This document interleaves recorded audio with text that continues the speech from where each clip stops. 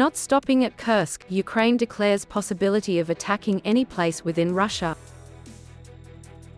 Indonesia increases rice tender to 350,000 tons, a great opportunity for Vietnamese enterprises. Resolving difficulties for 3 no fishing boats. Hello everyone, you are watching today's news on NTV channel. My name is Đăng. Let's get started. President Zelensky has warned that Ukraine may launch attacks at any location within Russia if it poses a threat to Kyiv. The declaration was made in a speech on Ukraine's Independence Day, August 24th, marking 33 years since its separation from the Soviet Union. President Volodymyr Zelensky stressed that Russia wants to destroy Ukraine, but the war has returned to their homeland. Zelensky's 13-minute speech was recorded in the Sumy border region, where Kyiv had launched a surprise attack on Russia, a campaign assessed to have shaken Moscow.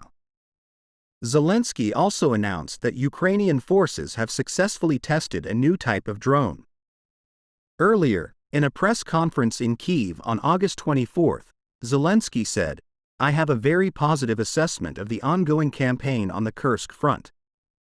This campaign has achieved some results, but I cannot disclose all of these results."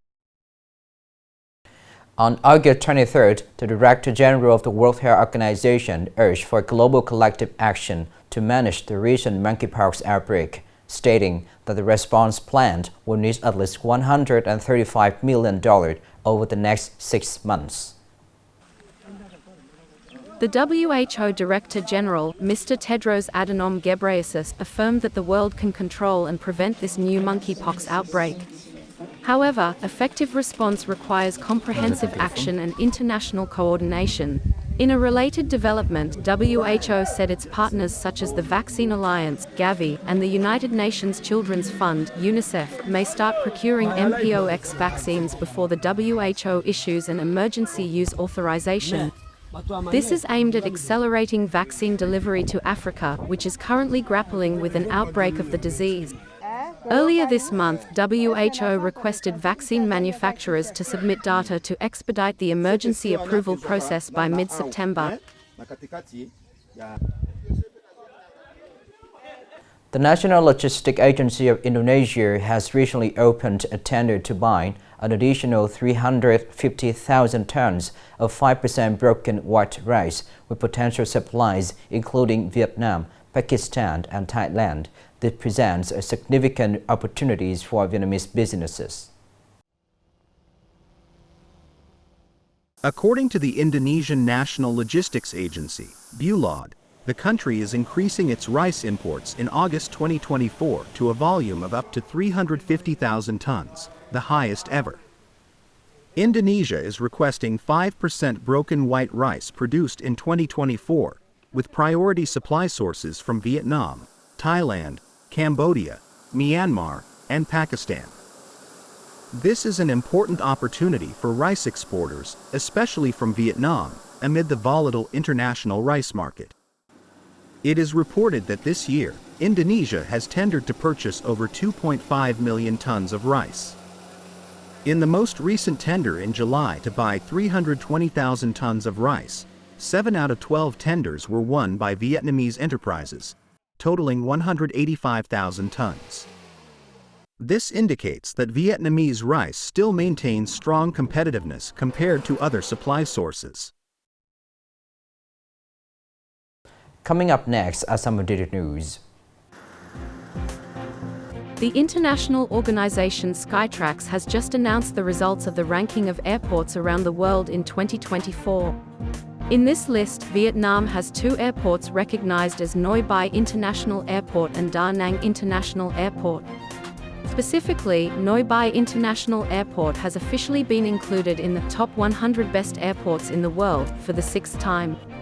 The Skytrax ranking is based on the opinions of millions of passengers from over 100 countries regarding a number of specific criteria on the quality of services at international passenger terminals, convenience, comfort, language ability, and the service attitude of staff. After 1 month of implementation, the remote digital signature service for businesses to conduct digital signing for public services under the management of the Ministry of Industry and Trade has had nearly 100 businesses successfully register to use the service.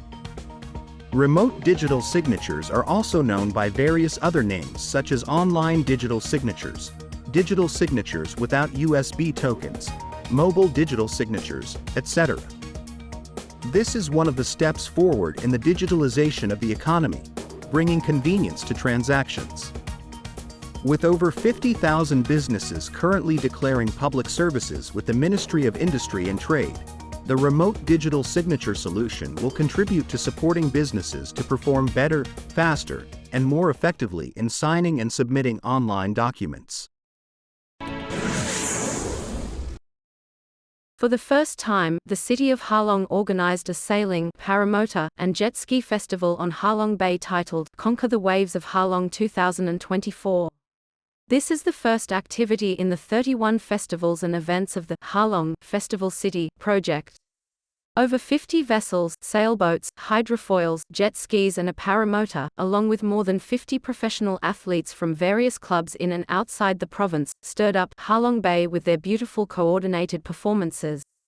This is also one of the distinctive cultural, sports and tourism festivals and events that contribute to the realization of the goal of building Halong City into an internationally renowned national tourism city.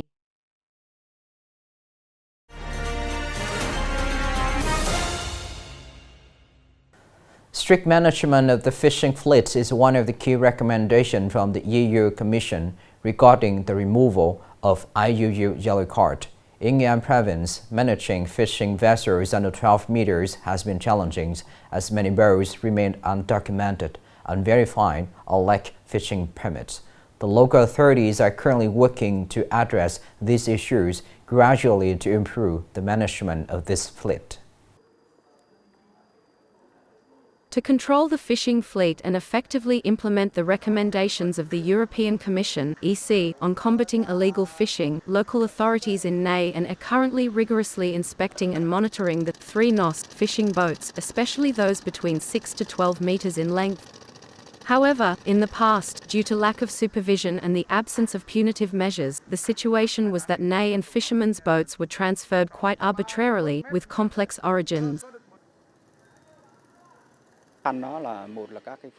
Many boat owners are still hesitant and hiding to avoid registering and inspecting their boats.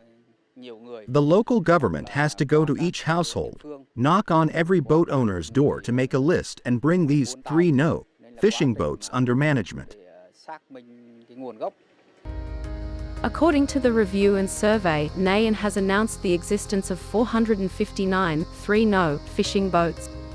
Additionally, another 156 boats were discovered during the subsequent inspections.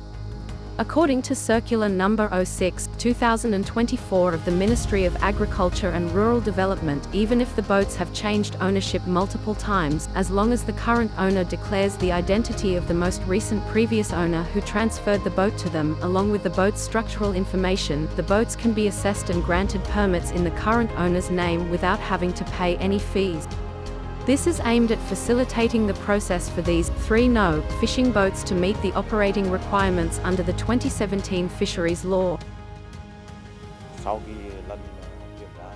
After the 5th inspection by the European Commission, EC, our efforts to monitor the fishing fleet have been taken to the next level, with stricter supervision. We are now resolutely directing the completion of the registration process for this fleet. In preparation for the upcoming visit of the EC to resolve the issue of 3 NO fishing boats once and for all, the Provincial People's Committee has issued a directive that after August 31, 2024, any 3 NO boats that continue fishing operations will face severe penalties without exception. Boat owners who fail to register their vessels will absolutely not be allowed to go out to sea for fishing.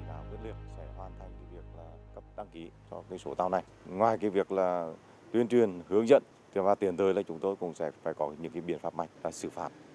This is the end of the show today. Thank you for watching.